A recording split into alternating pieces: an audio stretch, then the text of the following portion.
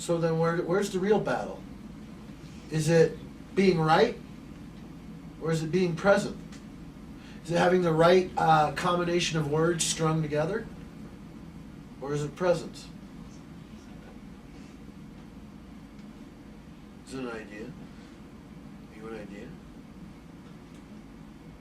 Connie, I think the idea you have of yourself sucks.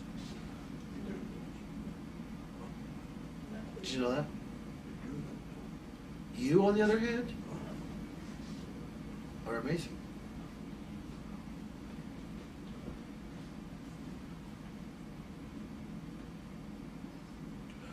I'll convince you of this one day.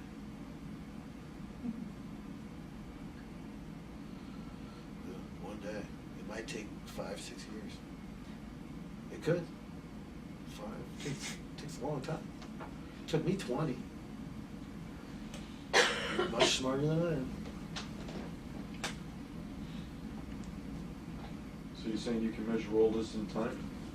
What's that? You're saying you can measure all these emotions in time? Like you're putting a time frame on how long it might take for you to show her that. No, to convince her of that. Yeah, because I suck. I should be able to do it right now. Right? Can I measure this in time? Well, my mind is convinced it can do whatever the hell it wants. But am I going to hold on to that and write that down and make sure I recite that regularly? No. It's just an expression. Why put that burden on yourself? Yeah, right. Why? It's a guess. Could be tomorrow, could be 5 years, could be 10, could be 20, could be 1 million. For some of us, it's never. Can you repeat what you said about expression, about truth or something? An expression coming from a being who's in communication is always the truth. But the thought that comes out of someone's mouth, never, ever, ever true. So, you don't have to believe the crap you spew about yourself, because it's not true. You'd have to be fully present, your entire being, right there, to be able to know the truth about yourself, wouldn't you?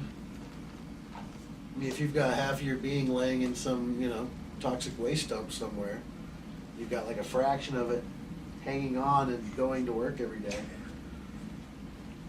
That's not the real you, because the real you is all of you, a part of you.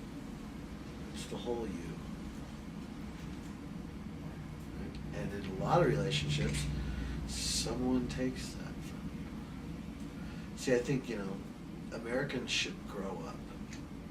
If they're going to be in love, the kind of love she's talking about, be in love. The only way you can, I think, really do that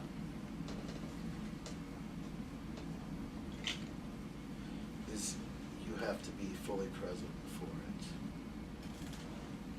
Right? And the only way you can do that is to have your heart. See, what Americans think is the thing you do is you give your heart away. What? Are you serious? Give your heart away? Well, the minute you do that, you have no more love to give. And that's what causes you pain. Not that you're not being loved, but you can't muster it up anymore. I mean, I don't care who loves me and who doesn't. What matters to me is that I have it to give. Not whether I'm getting it back or not. I don't care. If I do, great. If I don't, great. It doesn't change what I'm going to do at all. Right? So I'm not living my life based on a compensation for all my effort. I live the way I do because it's what feels, that's where I get my well-being from. Not from how much I'm loved, but from how much love I actually have to give. But I'll never give my heart away. Because if I do that, I got no more love to give. Because the heart's the love factory. It's where it gets made. And we're speaking symbolically, so that they're pumping in your chest. But it is that too. It's causing you to be alive. Because when that stops beating, the whole thing's over, right?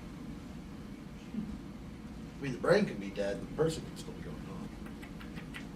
I know a lot of brain dead people. Right? So it is. It's the thing that causes you to be alive. People are very afraid of being fully present. They think that there's some kind of crushing responsibility that comes along with it. There's not. It seems like there is. It's because, and it's not so much because you're looking at what you got to do. You start looking at what you don't get to have anymore. The only thing you don't get to have anymore